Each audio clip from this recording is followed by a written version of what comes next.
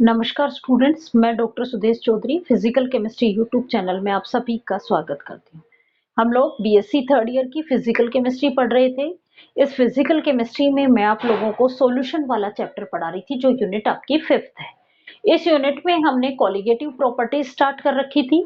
उन colligative properties में मैं आपको लोअरनिंग ऑफ वेपर प्रेशर स्टडी करा रही थी।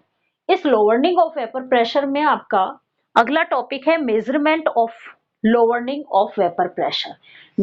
Vapour pressure, lowering of vapour pressures को कैलकुलेट करने के मेथड्स स्टडी करेंगे हम।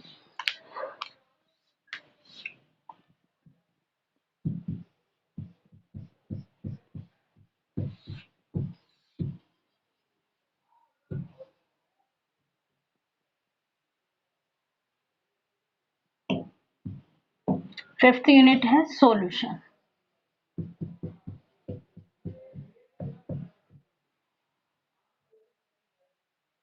इसमें हम पढ़ेंगे मेजरमेंट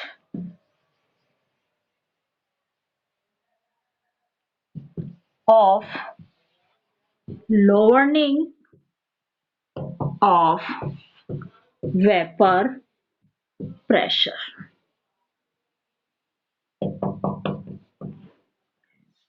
देखो, vapour pressure, lowering of vapour pressures को कैलकुलेट करने के हमारे पास दो मेथड्स होते हैं। एक स्टैटिकल मेथड्स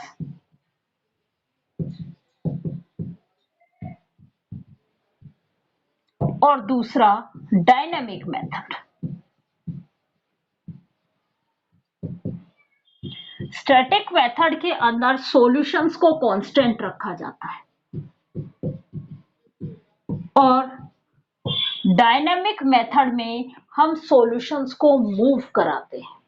स्टैटिक मेथड में तो आपका जो सॉल्यूशन है उसको कांस्टेंट रखा जाता है और डायनामिक मेथड में सॉल्यूशंस को मूव कराया जाता है और उससे हम इनकी वेट में जो डिफरेंस आता है उसका यूज करके हम vapour pressure, lowering of vapour pressure calculate कर लेते हैं।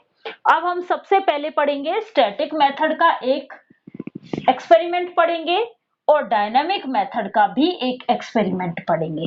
स्टैटिक मेथड्स के एक्सपेरिमेंट को हम मैनोमेट्रिक मेथड कहा जाता है। कौन सा मेथड कहा जाता है?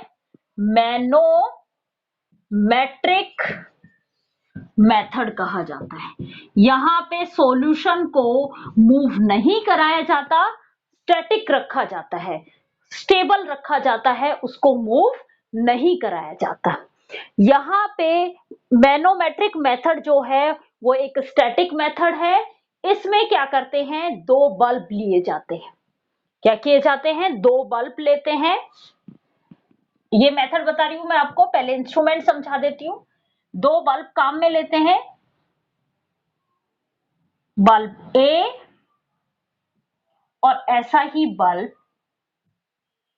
बी काम में लिया जाता है, बल्ब बी। इन दोनों बल्ब को किसी यू ट्यूब के आकार की ट्यूब से जोड़ दिया जाता है। ये ट्यूब मैनोमीटर का काम करेगी। किसका काम करेगी? मैनोमीटर का काम करेगी। इनको एक यू आकार की ट्यूब से जोड़ दिया जाता है। इस तरीके के आकार की एक ट्यूब होती है।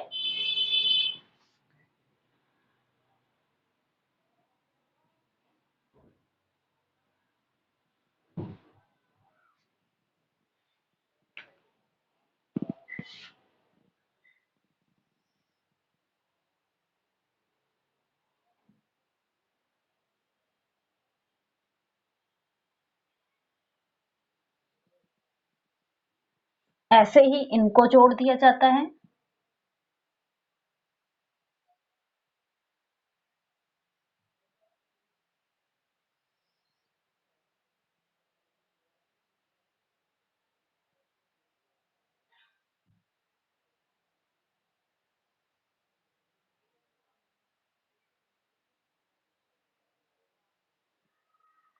इस तरीके के आकार की एक ट्यूब से जोड़ दिया जाता है। ये ट्यूब जो है मैनोमीटर का काम कर रही है। किसका काम कर रही है? मैनोमीटर का। और फिर इन ट्यूब्स को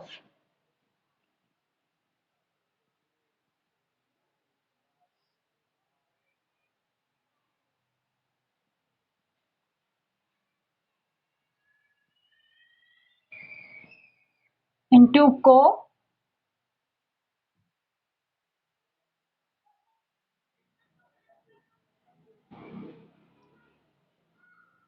यहां पे 2 स्लिट लगा दिए जाते हैं।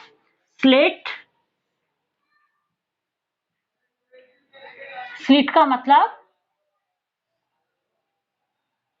स्लिट S1 और स्लिट S2 लगा दिया जाता है। स्लिट का मतलब इस तरीके का इसको जोड़ दिया जाता है। स्लिट का मतलब होता है यहाँ पे टैब लगा दिए जाते हैं, टैब को बंद कर दिया जाता है। ये जो ट्यूब है यू आकार की ट्यूब, ये मैनोमीटर का काम कर रही है।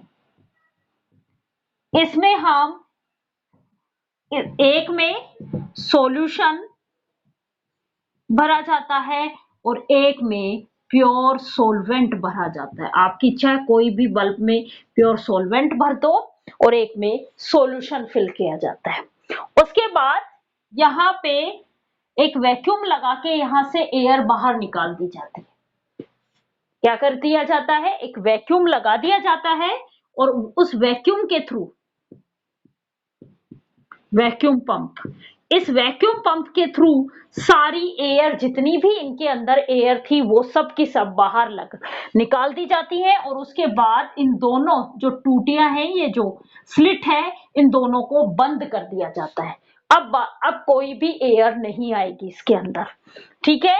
और इस मैनोमीटर के अंदर कोई कम डेंसिटी का लिक्विड भरा जाता है, जिसकी डेंसिटी जो है वो कम होती है, ऐसा इसमें लिक्विड भरा जाता है। ऐसे लिक्विड क्या है, एन ब्यूटिल थैलेट, इस तरीके के लिक्विड इसमें फिल कर दिए जाते हैं और इस पूरे इंस्ट्रूमेंट को एक थर्मोस्टेट में रख दिया जाता है।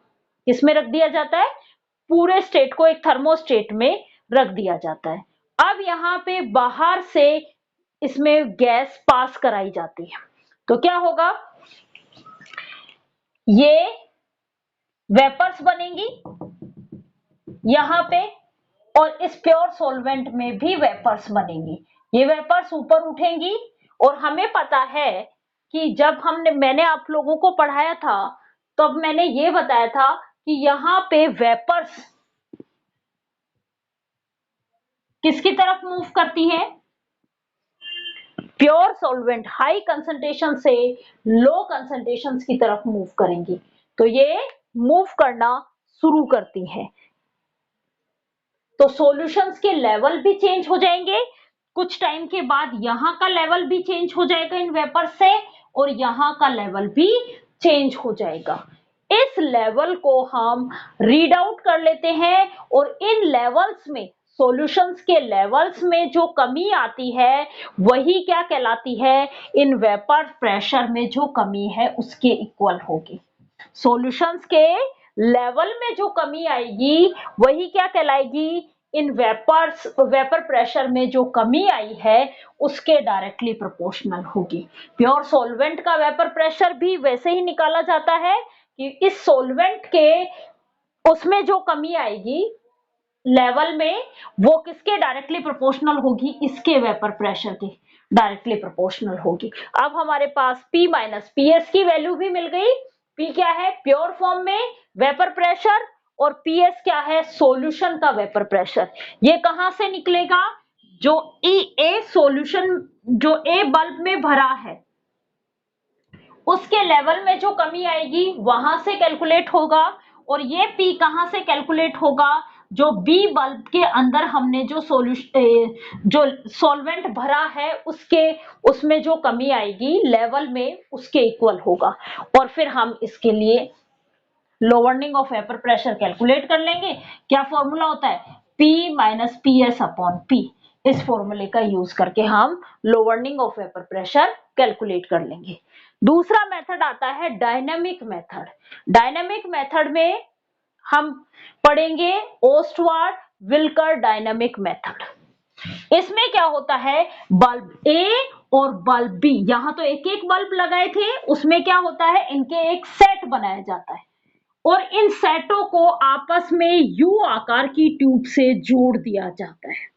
उसके बाद इन सबको, बल्ब ए और बल्ब बी को वापस एक यू आकार की ट्यूब जिसमें कैल्शियम क्लोराइड फिल किया हुआ रहता है, उस ट्यूब से इनको कनेक्ट कर दिया जाता है और इसमें बाहर से एक प्योर ड्राई एयर भेजी जाती है। जब प्योर ड्राई एयर भेजेंगे तो इनके वेपर्स चेंज होंगे, वेपर्स बनेंगे। वो वेपर्स जो हैं, ये जो ड्राई एयर भेजी जा रही है, इस ड्राई एयर के द्वारा अब्सॉर्ब कर लिए जाएंगे। अब्सॉर्ब होने के बाद इनके लेवल्स डिक्रीज होंगे और ये जो वेपर्स जा रही है, ये अब कहां चली जाएंगी, यू आकार की जो ट्यूब है जिसमें कैल्शियम क्लोराइड भरा हुआ है, फ्यूज्ड कैल्शियम क्लोराइड, उसके द्वारा अब्सॉर्ब कर ली जाती है। ऐसे हम इनके फिर बल्ब ए के सेट में जो कमी आई वो निकाल लेंगे और बल्ब बी के सेट में जो कमी आई उसको कैलकुलेट कर लेंगे। ये मेथड क्या कहलाता है, ओस्टवाल्ड डायनामिक मेथड समझा रही हूं। डायनामिक मेथड है ओस्टवाल्ड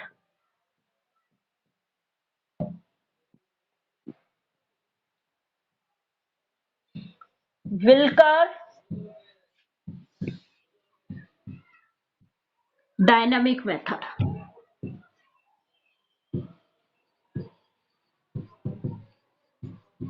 क्या करते हैं, इसमें बल्ब ए के सेट बनाते हैं, बल्ब ए के सेट लेते हैं, इनमें हम सॉल्यूशन फिल करते हैं और बल्ब बी के सेट बनाए जाते हैं, उनमें हम प्योर सॉल्वेंट भेजते हैं, फिल करते हैं। उसके बाद इन दोनों बल्ब को यू ट्यूब से जोड़ दिया जाता है। इन दोनों बल्ब को आपस में किससे जोड़ दिया जाता है, यू ट्यूब से जोड़ दिया जाता है। इस यू ट्यूब के अंदर क्या भरा जाता है, कैल्शियम क्लोराइड फिल किया जाता है, फ्यूज्ड अनहाइड्रस कैल्शियम क्लोराइड भरा जाता है। फिर क्या करते हैं, इनमें बल्ब ए में पहले एयर भेजी जाती है, इससे ये एयर बी में जाएगी और बी से होती हुई यूट्यूब पे चली जाएगी। तो यूट्यूब के द्वारा वो बाकी की अब्सॉर्ब कर ली जाएगी।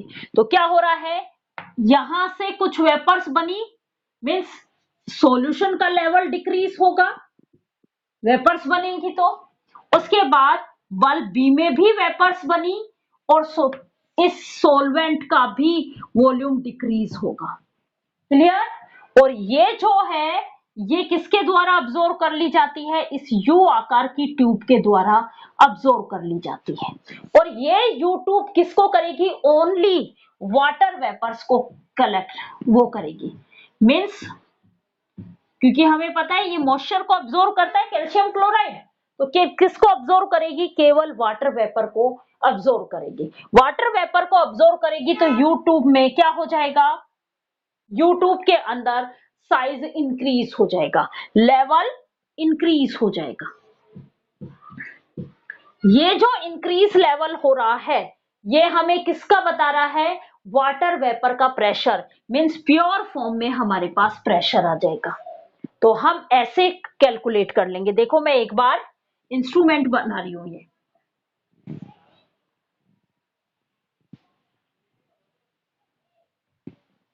एक थर्मोस्टेट होता है, बहुत अच्छे से बनाना नहीं आता है, एक कोशिश कर रहे हैं। ये थर्मोस्टेट है, इस थर्मोस्टेट के अंदर बाहर तो पानी भरा जाता है, पानी भर दिया जाता है इसमें, इस थर्मोस्टेट में। इसके बाद इसमें सेटे बल्ब बनाए जाते हैं, यहां से ड्राई एयर भेजी जाती है, ये बल्ब ए है।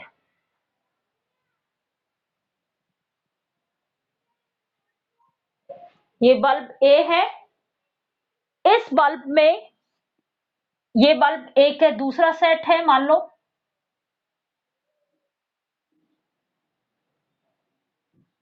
ऐसे ही बल्ब बी के सेट होंगे और इन बल्ब को आपस में किससे जोड़ दिया जाता है, एक यू ट्यूब के आकार की ट्यूब से जोड़ दिया जाता है। वैसे ही दूसरे बल्ब को भी हम यू आकार की ट्यूब से जोड़ देते हैं। इस तरीके की ट्यूब से इन बल्ब को आपस में जोड़ दिया जाता है और बाहर वाले बल्ब को, इस बल्ब को एक यू आकार की ट्यूब से जोड़ दिया जाता है और इस यू आकार की ट्यूब में क्या भरा जाता है, फ्यूज्ड कैल्शियम क्लोराइड भरा जाता है। इस यू आकार की ट्यूब में क्या भर दिया जाता है, फ्यूज्ड कैल्शियम क्लोराइड भर दिया जाता है।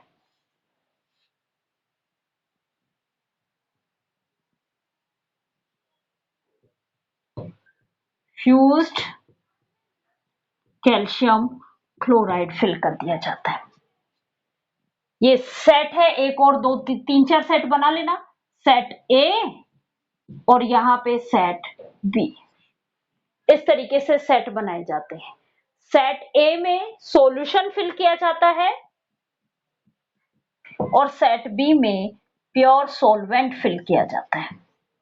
अब देखो, यहां से प्योर ड्राई एयर भेजी जाती है। सॉल्यूशन में वोलेटाइल नेचर के सोल्यूट पार्टिकल हैं, सॉल्वेंट पार्टिकल्स हैं। ये सॉल्वेंट पार्टिकल्स वेपर्स फेस में जाएंगे और इन वेपर्स को, यहां पे वेपर्स होंगी और इन वेपर्स को किसके द्वारा अब्सॉर्ब कर लिया जाएगा, ये जो आपने एयर भेजी है इसके द्वारा अब्सॉर्ब कर लिया जाएगा और ये इन वेपर से सैचुरेटेड हो जाएंगी, यहां से पास होती हुई यहां जाएंगी, यहां से पास होती हुई आपके प्योर सॉल्वेंट में पहुंच जाएंगे और प्योर सॉल्वेंट में भी ये इन वेपर्स को अब्सॉर्ब कर लिया जाता है और उसके बाद ये वेपर्स जाएंगी इस यू ट्यूब में। यहाँ पे कैल्शियम क्लोराइड भरा हुआ रहता है, इस कैल्शियम क्लोराइड के द्वारा वाटर वेपर्स अब्सॉर्ब कर ली जाएंगी। यहां तो कौन कर रहा था, एयर अब्सॉर्ब कर रही थी, इसलिए यहाँ पे लेवल्स क्या होंगे, कम होंगे। सॉल्यूशन का लेवल भी डिक्रीज हो जाएगा और सॉल्वेंट का लेवल भी डिक्रीज हो जाएगा। ये जो लेवल में डिक्रीमेंट आया है ये डायरेक्टली प्रोपोर्शनल होगा इनके वेपर प्रेशर के।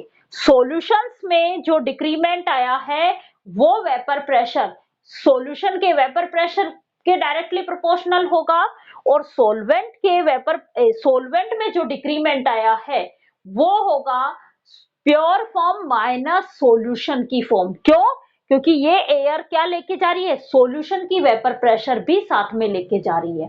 तो क्या होगा, बल्ब ए लेवल डिक्रीमेंट, ये डायरेक्टली प्रोपोर्शनल होगा पीएस के। बल्ब बी लेवल डिक्रीमेंट, ये डायरेक्टली प्रोपोर्शनल होगा P माइनस पी एस के। ये डायरेक्टली प्रोपोर्शनल होगा P माइनस पी एस के। अब इन दोनों के लेवल में जो टोटल कमी आई है वो डायरेक्टली प्रोपोर्शनल होगी टोटल या एब्सोल्यूट प्रेशर के इक्वल। तो both bulb A and B level decrement किसके डायरेक्टली प्रोपोर्शनल हो गया, PS plus P minus PS किसके इक्वल हो गया, PS plus P minus PS। इस PS से ये PS cancel out, means directly proportional किसके हो गया, P के। डायरेक्टली प्रोपोर्शनल किसके हो गया, P के। P क्या है, प्योर फॉर्म में वेपर प्रेशर। आपके पास कितनी कमी आई वो भी निकल गई और प्योर फॉर्म में जो वेपर प्रेशर है वो भी मिल गया। तो हम vapour pressure, lowering of vapour pressure क्या कैसे निकालते हैं? लोअरनिंग ऑफ वेपर प्रेशर कैसे निकालते हैं कि जो वेपर प्रेशर में जो कमी आई वो अपॉन प्योर फॉर्म में वेपर प्रेशर। तो यहां पे कमी किसके इक्वल आई? कमी तो किसके इक्वल आई? बल्ब बी लेवल डिक्रीमेंट और वेपर प्रेशर प्योर फॉर्म में वेपर प्रेशर P, ये किसके इक्वल है? दोनों A और B के लेवल में जो डिक्रीमेंट आ रहा है, bulb A and B level decrement, bulb B के लेवल में डिक्रीमेंट किसके इक्वल है? P माइनस PS के। तो यहां से तो हमें क्या मिला? P minus PS। और बल्ब A और B के लेवल में डिक्रीमेंट, यहां से हमें क्या मिला? P। एक फॉर्मूला तो ये बन गया। अब मैंने आपको ये कहा कि ये क्या लगाया हमने? फ्यूज्ड कैल्शियम क्लोराइड भरा। क्या भर दिया? फ्यूज्ड कैल्शियम क्लोराइड भरा है। तो ये उनके द्वारा अब्सॉर्ब कर ली जाएंगी, लेकिन केवल कौन सी? केवल ओनली और ओनली वाटर वेपर्स अब्सॉर्ब कर ली जाएंगे। और वाटर वेपर्स किसकी हैं? वाटर वेपर किसकी है? सॉल्वेंट की वाटर वेपर है। क्या है? सॉल्वेंट की वाटर वेपर है। मीन्स ये जो वेपर प्रेशर के द्वारा अब्सॉर्ब करने के बाद ये फ्यूज्ड कैल्शियम क्लोराइड का जो साइज इंक्रीमेंट हो रहा है वो किसकी वैल्यू बताएगा? हमें P की वैल्यू बताएगा। तो बल्ब A और B लेवल में जितना डिक्रीमेंट आया है उतना ही आपके फ्यूज्ड कैल्शियम क्लोराइड के में इंक्रीमेंट आएगा। फ्यूज्ड कैल्शियम U में जो इंक्रीमेंट इन U2 के लेवल में जो इंक्रीमेंट आ रहा है वो किसके इक्वल होगा? P के। तो यहां से हमें ये मिल गया और यहां से हमें लेवल B में जो डिक्रीमेंट आया वहां से हमें P माइनस PS की वैल्यू मिल गई। इनको यूज करके हम क्या निकाल सकते हैं? लोअरनिंग ऑफ वेपर प्रेशर कैलकुलेट कर सकते हैं। तो लोअरनिंग ऑफ वेपर प्रेशर के हमने दो मेथड्स पढ़े, डायनेमिक मेथड्स और स्टैटिकल मेथड। डायनेमिक मेथड में हमने किसको मूव करवाया? वेपर्स को मूव करवाया। और स्टैटिकल मेथड्स में हमने हमारे सॉल्यूशंस को नहीं मूव करवाया। सॉल्यूशंस को जहां पोजीशंस थी वहीं पे था। यहाँ पे सॉल्यूशंस के थ्रू एयर के द्वारा अब्सॉर्ब करके मूव हो रहा है, वो वहां पे वो मूव नहीं हो रहा था। ये दो मेथड्स हमने आज कंप्लीट कर लिए। अब next class, next video lectures में मैं आप लोगों को बॉइलिंग पॉइंट के बारे में डिफाइन करूंगी। Evaluation of boiling point. Boiling point में जो डिक्रीमेंट आता है वो किसके कारण आता है वो हम नेक्स्ट क्लास में स्टडी करेंगे। Thank you students.